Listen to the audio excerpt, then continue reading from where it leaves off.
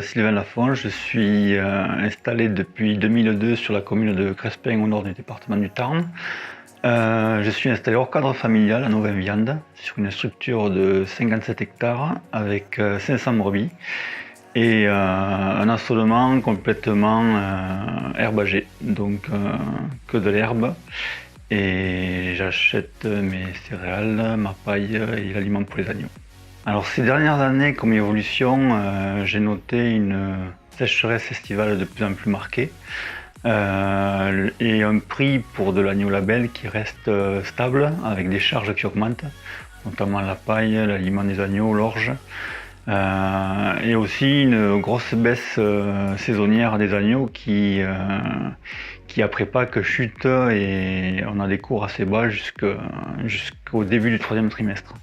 Donc jusqu'à maintenant j'étais avec 500 brebis en 3 annulages en 2 ans en accéléré. Et aujourd'hui j'ai fait le choix de passer à une mise bas par an en de l'eau pour justement essayer d'économiser mes ressources fourragères et avoir des brebis qui tiennent plus la sécheresse en valorisant le grossier et économiser sur mon achat de céréales. Pour arriver à m'adapter à la production, j'ai essayé déjà de garder l'humain au centre de l'exploitation, c'est-à-dire d'arriver à avoir un système qui me permette de vivre correctement, mais sans être débordé par le travail. Donc, vu les conditions climatiques, vu la sécheresse, vu aussi les prix d'agneaux, j'ai essayé de développer de la vente directe depuis un petit moment. Le passage justement à une mise bas par an en de l'eau va me permettre de pouvoir développer la vente directe en faisant du démarchage, quelque chose que je ne faisais pas jusqu'à présent parce que c'était uniquement par le bouche à oreille que cette activité de vente directe se développait.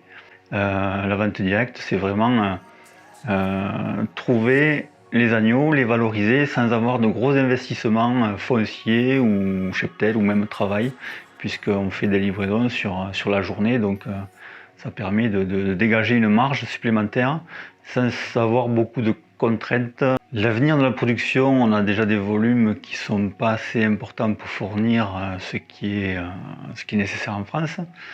On produit que 40% de l'agneau français consommé.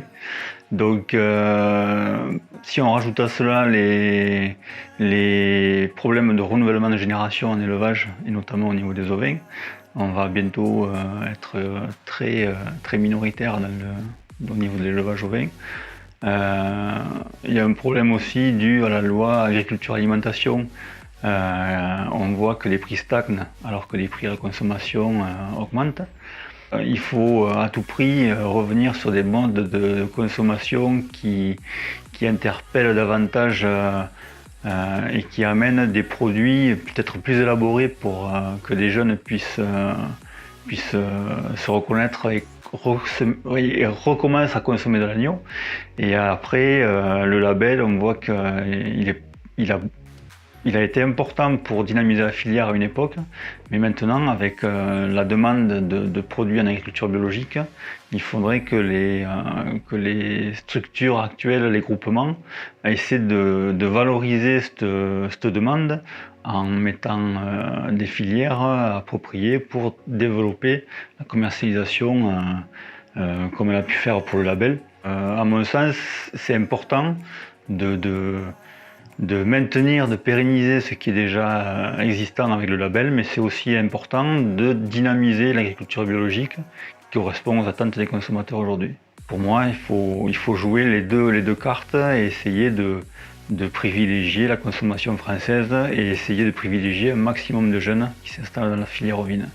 Alors pour rester dans la course de main, à mon sens, il faut essayer de mettre en adéquation les ressources environnementales de l'exploitation, le cheptel et les ressources humaines par rapport au travail pour essayer d'avoir une vie harmonieuse avec la famille, ne pas avoir des objectifs trop élevés si on est tout seul et essayer de gérer aussi la mise en marché pour avoir la plus-value du travail que l'on effectue. Je pense qu'il est aussi nécessaire de garder l'humain au centre du système et de de pas avoir une charge d'investissement trop élevée sur l'exploitation, parce que si on est trop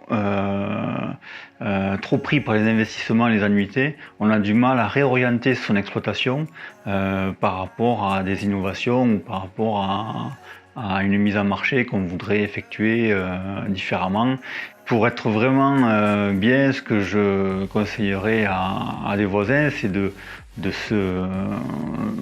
prendre le temps de réfléchir à son système, d'avoir un système qui lui corresponde réellement pour être à l'aise au travail et être en adéquation avec ses idéologies de production, et en même temps de faire un pas de côté, de se regarder vivre, de voir la vie de famille, sa vie d'exploitant agricole, ses contraintes financières, les capacités qu'il aura ensuite pour transmettre une exploitation qui sera viable mais aussi vivable pour ses enfants, et essayer d'amorcer un changement de génération qui peut se faire que si l'exploitation est équilibrée dans tous les systèmes, que ce soit au niveau humain, au niveau travail et au niveau commercialisation.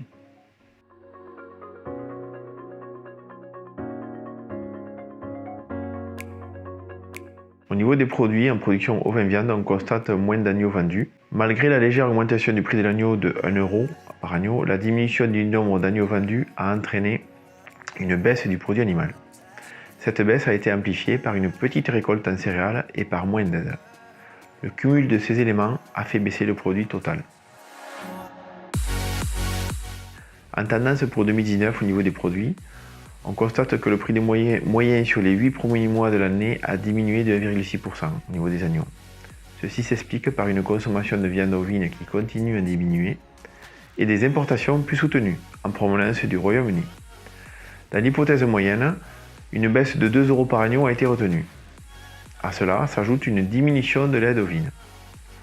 L'amélioration du produit végétal ne sera sans doute pas suffisante pour compenser la baisse de ces deux éléments, sauf si le nombre d'agneaux produits progresse. Au niveau des charges, elles diminuent en 2018 et augmentent en 2019. On constate moins d'intrants pour le sol. La diminution de la charge en engrais et semences a pratiquement compensé la progression modeste des aliments achetés et de l'achat de paille également. Au niveau des charges fixes, on constate une baisse des charges, à souligner une légère diminution des charges fixes de 1,7%, et ce malgré l'augmentation du carburant de 17%. La charge de mécanisation a globalement diminué, ainsi que le poste du fermage et certains frais généraux. En tendance, on devrait avoir des intrants en 2019 plus chers, car la dépense en engrais et en aliments achetés devrait augmenter au vu de la progression des indices IPAMPA. On devrait noter une légère hausse des charges fixes. En effet, on a des tensions sur les marchés de l'énergie, en particulier des carburants qui se répercutent au niveau des charges. Après la hausse des charges sociales exploitées en 2018, on devrait attendre une baisse en 2019.